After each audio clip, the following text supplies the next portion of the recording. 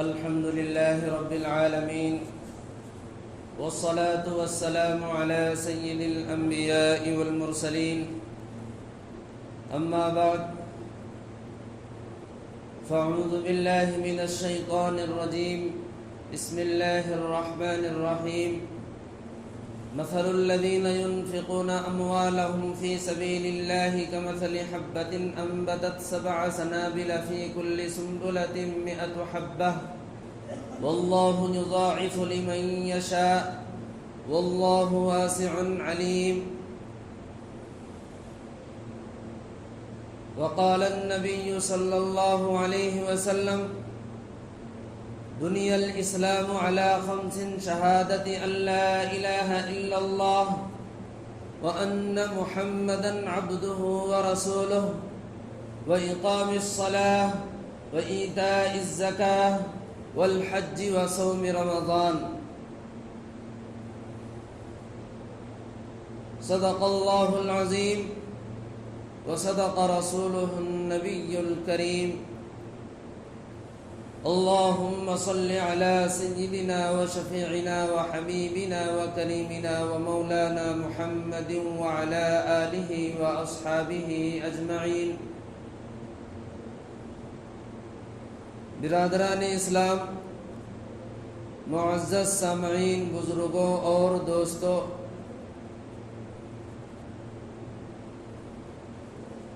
رمضان المبارک کا یہ دوسرا جمعہ اور دوسرا عشرہ شروع ہوا ہے. یہ درمیانی عشرہ چل رہا ہے.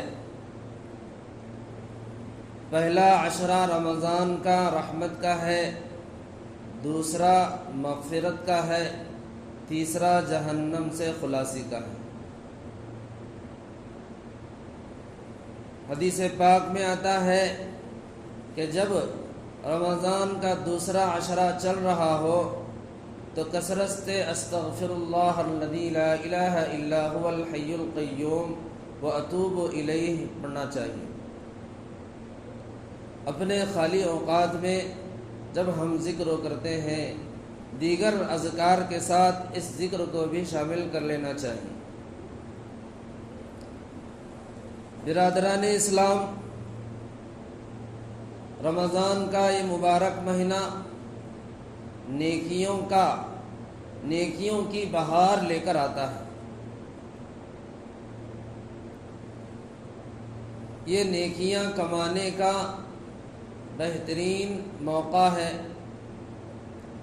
ہر ایک معمولی نیکی کا اجر و ثواب کئی گناہ بڑھا کر اس کا اجر و ثواب دیا جاتا ہے. اس لیے رمضان کی جو مخصوص عبادتیں ہیں، روزہ ہے، تراویح کا اہتمام ہے، صدقہ و خیرات ہے اور اعتکاف ہے، صدقۃ الفطر ہے، یہ رمضان کی مخصوص اور خاص طور پر کی جانے والی عبادتیں ہیں. صدقہ و خیرات اسلام کا پسندیدہ عمل ہے. جس طرح نماز، روزہ یہ اسلام کے بنیادی ارکان ہیں، ایسے ہی زکوٰۃ بھی اسلام کا اہم ترین رکن ہے.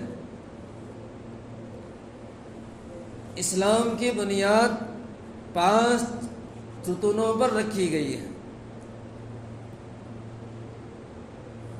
شہادتی اللہ الہ الا اللہ وان محمدا عبدہ ورسولہ. پہلی بنیاد کیا ہے اسلام کی؟ اس بات کی گواہی دینا کہ اللہ کے سوا کوئی معبود نہیں، اور یہ کہ محمد صلی اللہ علیہ وسلم اللہ کے بندے اور اس کے رسول ہیں. اس بات کی شہادت دینے کے بعد آدمی مسلمان ہو جاتا ہے.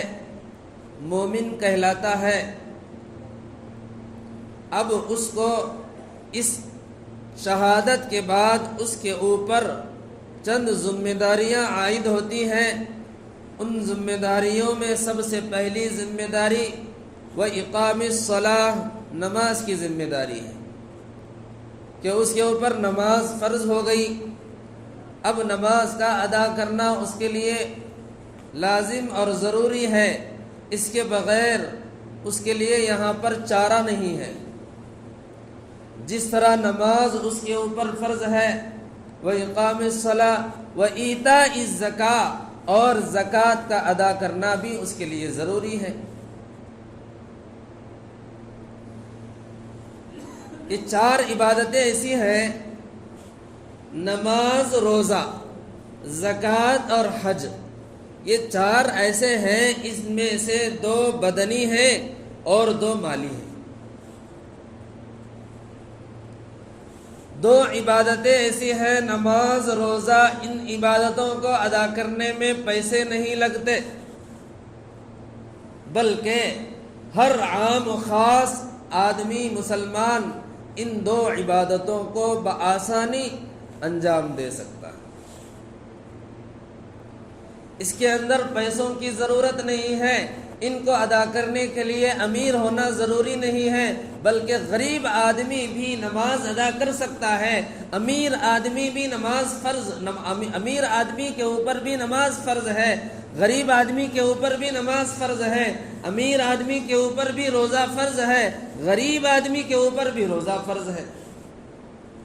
اب دو عبادتیں ایسی ہیں، زکوٰۃ اور حج، یہ دو عبادتوں کے اوپر صرف مالدار آدمی کے اوپر یہ عبادتیں فرض ہیں۔ جو صاحب نصاب ہوگا اس آدمی کے اوپر زکوٰۃ فرض ہے، اور جو صاحب نصاب ہوگا اس آدمی کے اوپر زکوٰۃ فرض ہے۔ زکوٰۃ ادا کرنے کے بعد بھی اگر اس کے پاس گنجائش ہے مال کی تو وہ حج بیت اللہ کرے۔ تو معلوم ہوا کہ دو عبادتیں بغیر پیسوں کی ہیں، بدنی عبادتیں ہیں، اور دو عبادتیں مالی عبادتیں ہیں۔ زکوٰۃ بھی اسلام کا اہم ترین رکن ہے۔ جس طرح نماز کا انکار کرنے والا کافر ہو جاتا ہے، جس طرح روزے کا انکار کرنے والا کافر ہو جاتا ہے، ایسے ہی زکوٰۃ کا انکار کرنے والا کافر دائرہ اسلام سے نکل جاتا ہے۔ اس لیے زکوٰۃ کو اللہ رب العزت نے امت محمدیہ کے مالدار طبقے کے اوپر فرض فرمایا، اور یہ زکوٰۃ ایسا نہیں ہے کہ صرف امت محمدیہ کے اوپر فرض قرار دیا گیا ہے، بلکہ آپ صلی اللہ علیہ وسلم سے پہلے جتنے انبیاء کرام دنیا میں تشریف لائے اور جتنی امتیں دنیا کے اندر تشریف لائیں، سب کے اوپر زکوٰۃ کو اللہ رب العزت نے فرض فرمایا۔ حضرت موسیٰ علیہ السلام کے زمانے کا واقعہ ہے۔ قارون جو بڑا مالدان مانا جاتا تھا، اس کے خزانے کی کنجیاں اس قدر، ان کا بوجھ اس قدر زیادہ تھا کہ اس کے خزانے کی کنجیاں اٹھانے کے لیے 40 اونٹوں کی ضرورت پڑتی تھی۔ خزانہ نہیں، صرف کنجیاں، تو اندازہ لگاؤ اس کے پاس کتنا خزانہ تھا ہوگا۔ اور قارون جو ہے حضرت موسیٰ علیہ السلام کا قریبی رشتہ دار تھا،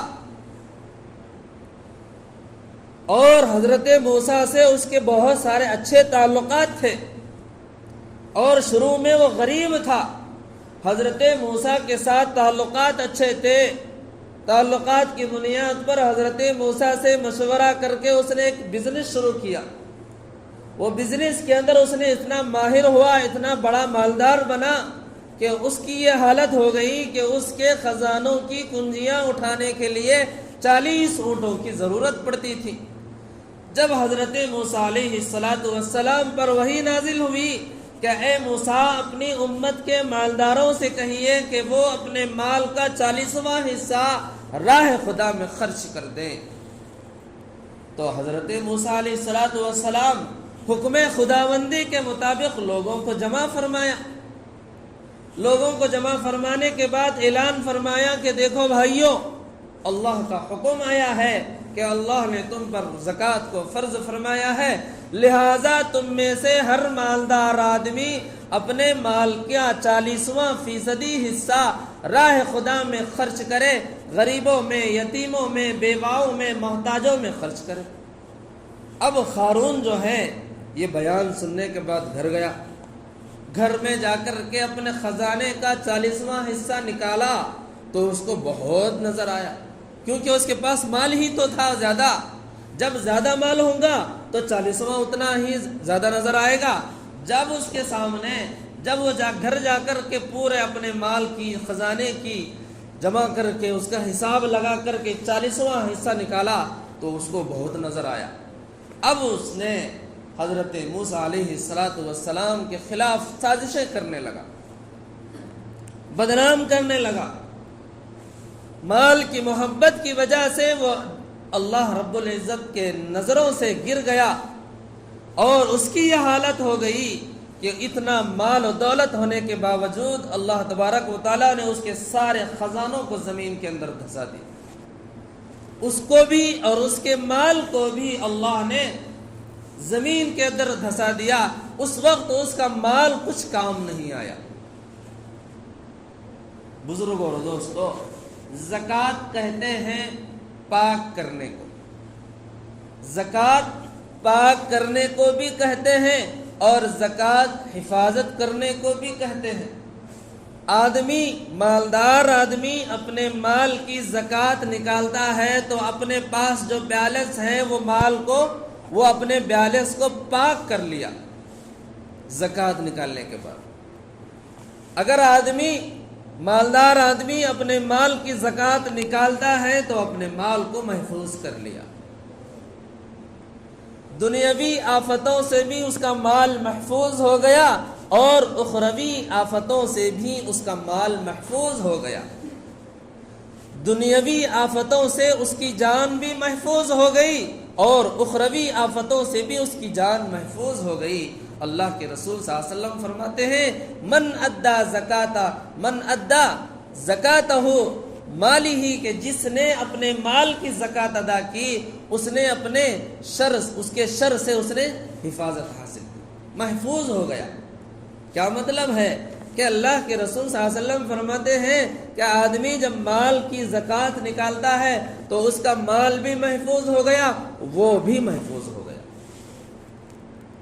تو بزرگوں اور دوستو، آج کل معاشرے کے اندر زکوٰۃ کو بوجھ سمجھتے ہیں، زکوٰۃ کو تاوان سمجھتے ہیں، مشکل سمجھتے ہیں، لیکن عزیزوں اور دوستو، اللہ تبارک و تعالی قرآن کریم کے اندر فرماتے ہیں، مثل الذین ينفقون اموالهم فی سبیل اللہ کمثل حبۃ انبتت 7 سنابل۔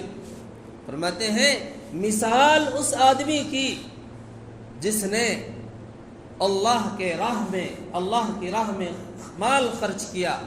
مثل الذین ينفقون اموالهم فی سبیل اللہ کمثل حبۃ، جیسے ایک دانہ ہے، کمثل حبۃ انبتت 7 سنابل، ایک دانے کی حالت جیسی ہے کہ وہ ایک دانہ 7 بالیں اگاتی ہیں، پھر ان ہر بالیوں میں 100 دانے ہوتے ہیں۔ مثال کیسی ہے؟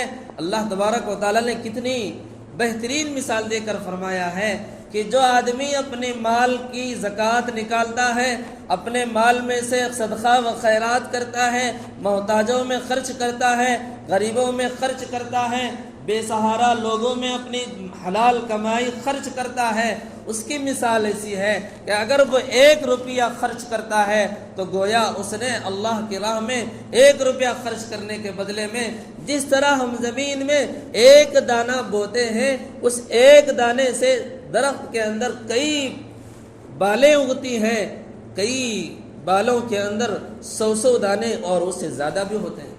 مثال کے طور پر مکئی کا دانہ آپ لے لو، مکئی کو اگر آپ زمین کے اندر بوئیں گے تو اس مکئی کے ایک دانے کے عوض میں اس کے درخت پر کئی بالیں، کئی بھٹے نکل آتے ہیں، اور ہر بھٹے کے اندر کئی دانے ہوتے ہیں۔ گویا زکوٰۃ کی اور راہ خدا میں خرچ کرنے کی یہی مثال ہے کہ 1 روپیہ تم اللہ کے راہ میں خرچ کر دو، 1 روپیہ تم اللہ کے راہ میں خرچ کر دو گے تو اس 1 روپے کے بدلے میں ایسے ہی اس کی بالیں اگیں گی۔ اس کا اندازہ نہ آپ کر سکتے ہیں نہ ہم کر سکتے ہیں، اللہ خود فرما رہے ہیں واللہ یضاعف لمن یشاء، اور اللہ جس کو چاہتے ہیں زیادہ اجر و ثواب بڑھا کر کے دیتے ہیں۔ واللہ واسع علیم، اللہ بڑے کھلے دل والے ہیں، بڑے وسیع والے، وسعت کرنے والے ہیں اور خوب جاننے والے ہیں۔ عزیزو اور دوستو، زکوٰۃ کو اللہ نے فرض فرمایا ہے، اور دوسری جگہ پر یہ تو فضیلت ہوئی، اب دوسری جگہ پر اللہ تبارک و تعالی زکوٰۃ نہ دینے والوں کا انجام بیان فرماتے ہیں والذین یکنزون الذهب والفضة ولا ينفقونها فی سبیل اللہ، کہ جو لوگ اپنے سونا اور چاندی کو جمع کر کے ذخیرہ کر کے رکھتے ہیں،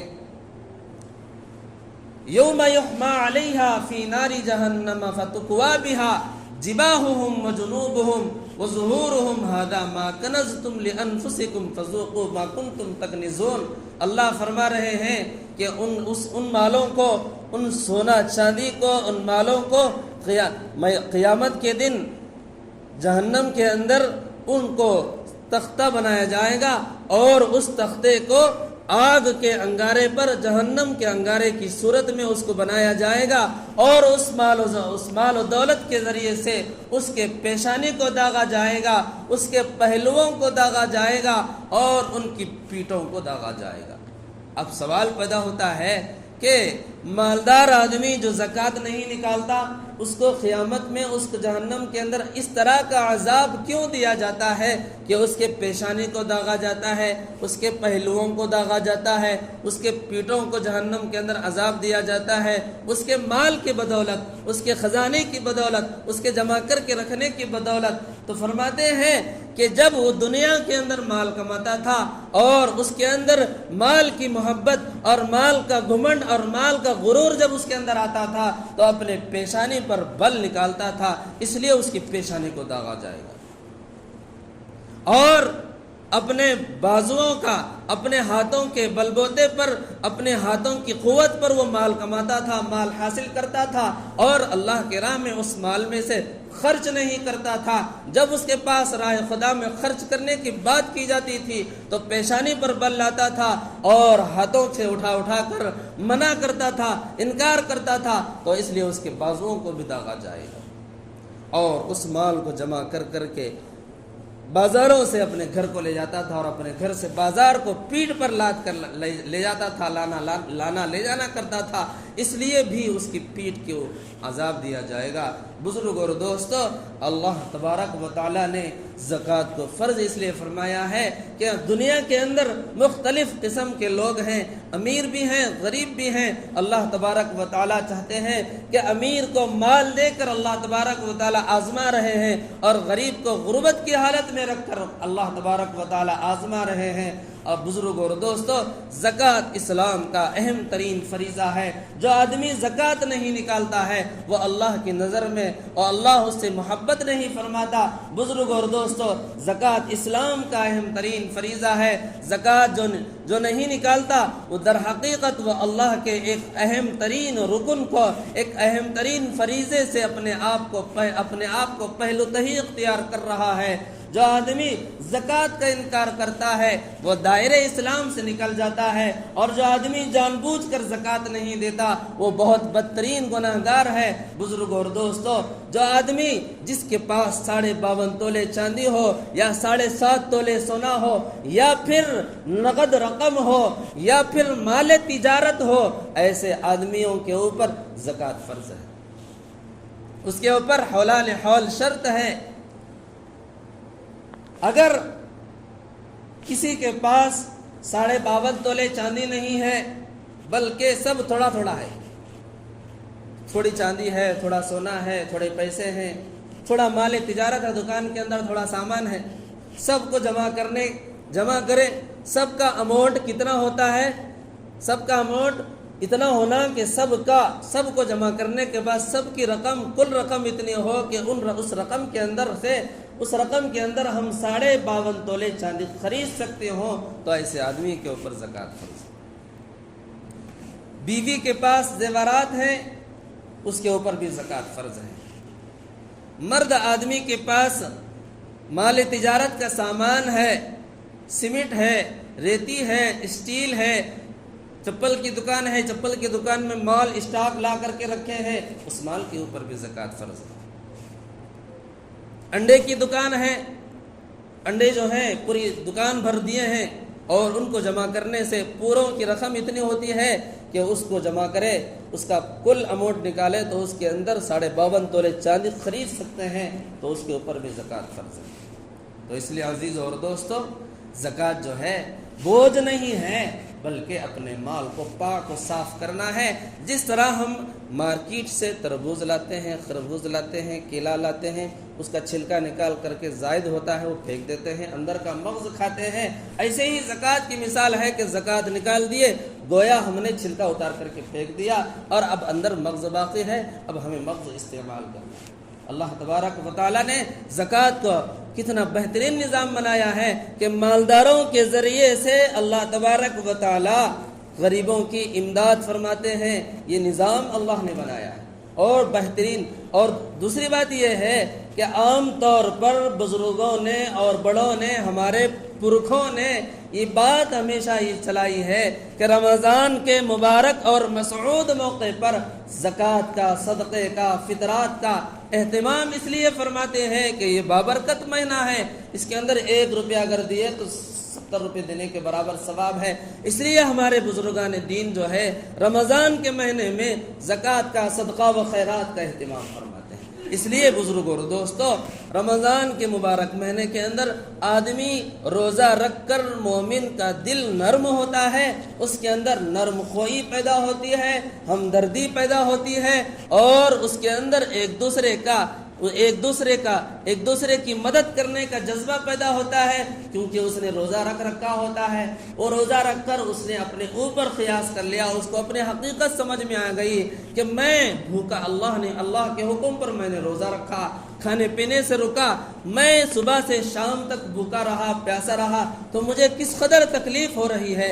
प्यासा होने की वजह से, भूखा होने की वजह से उसके अंदर उसकी भूख का, उसकी प्यास का एहसास पैदा करके अल्लाह तबारक व तआला उसको हम गरीबों की, मोहताजों की, बेवाओं की और यतीमों की हमदर्दी उसके दिल के अंदर पैदा फरमा रहे हैं कि तो रोज़े की हालत में रह करके तुझे भूख और प्यास की एहसास हो रहा है। वो गरीब, वो मोहताज, वो बेसहारा लोग, ये यतीम लोग जो अपनी लाचारी की बुनियाद पर और अपनी बेबसी की बुनियाद पर वो हमेशा के लिए भूखा रहते हैं, उनके पास खाने के लिए वो खाने के मोहताज होते हैं, वो यतीम होते हैं, उनके पास कोई असबाब नहीं है, उसका एहसास मालदार आदमी को कराया जाता है रोज़ा रखवा कर। इसलिए अजीज़ और दोस्तों, सदक़े का, खैरात का एहतमाम करें और अपने अजीज़ और पड़ोसियों का एहतमाम, अपने पड़ोसियों का ख़ास ख्याल रखें। पड़ोसी का ज़्यादा हक़ बनता है कि हम अपने अजीज़ों को, रिश्तेदारों का ख्याल करें। ऐसे मुबारक और मसऊद मौके पर जो आदमी, अल्लाह के रसूल फरमाते हैं कि जो आदमी एक रोज़ेदार का रोज़ा इफ्तार कराता है, अल्लाह तबारक व तआला उसको उतना सवाब देते हैं जितना रोज़ेदार का सवाब देते हैं। रोज़ेदार को जितना रोज़े का सवाब मिलता है, उतना ही सवाब रोज़ा इफ्तार कराने पर मिलता है। अल्लाह के रसूल से पूछा गया, या रसूल अल्लाह, अगर कोई आदमी किसी आदमी के पास इतनी वसाअत नहीं है कि उस एक रोज़ेदार की जिम्मेदारी ले सके, उसके एक रोज़ा इफ्तार करा सके, उसको पेट भर खाना खिला सके, अगर किसी के पास इस कदर इतनी वसाअत ना हो तो ऐसी सूरत में क्या करे? तो अल्लाह के रसूल सल्लल्लाहु अलैहि वसल्लम फरमाते हैं, अगर किसी के पास इतनी वसाअत नहीं है कि वो एक आदमी को पेट भर कर खाना ना खिला सके, تو بزرگ اور دوستو اللہ کے رسول پر قربان جائیے کہ اللہ کے رسول فرماتے ہیں کہ اس کے پاس ایک کھجور کی اگر طاقت ہے تو وہ ایک کھجور کے بدلے ہی اس کو روزہ افطار کرائے، ایک پانی کے گونڈ کے ذریعے اس کو روزہ افطار کرائے تو اس کو بھی وہی سے۔ تو عزیزو اور دوستو، اللہ تبارک و تعالیٰ نے دین کو کتنا آسان بنایا ہے، لیکن ہم نے اس کو مشکل سمجھا ہے۔ ہم مال کی محبت کی بنیاد پر ہم غریبوں میں مالداروں ہم مال کی محبت کی وجہ سے ہم صدقہ و خیرات کا اہتمام نہیں کرتے۔ دل کے اندر مال کی محبت جو ہے یہ سب سے بدترین خصلت ہے، یہ سب سے بری خصلت ہے۔ آدمی کے دل کے اندر مال کی محبت پیدا ہو جاتی ہے تو اللہ تبارک و تعالیٰ اس کو دین سے دور کر دیتے ہیں، انبیاء سے دور کر دیتے ہیں، اولیاء سے دور کر دیتے ہیں۔ جیسے کہ میں نے شروع میں بتایا تھا قارون کا واقعہ کہ شروع میں قارون جو ہے حضرت موسیٰ سے بہت قریب تھا، بہت اس کو محبت تھی، لیکن مال کی محبت کی وجہ سے اللہ تبارک و تعالیٰ نے حضرت موسیٰ ایک جلیل القدر پیغمبر سے اس کو دور کر دیا۔ مال کی محبت کی وجہ سے صحبت صالح نبی کی صحبت سے اس کو ہٹا دیے، ایسے نکال کر پھینکے جیسے سمندر نے فرعون کی لاش کو نکال کر کے پھینکا۔ تو اللہ تبارک و تعالیٰ سے دعا ہے کہ اللہ ہمیں عمل کرنے کی توفیق عطا فرمائے۔ آمین۔ وآخر دعوانا الحمد للہ رب العالمین۔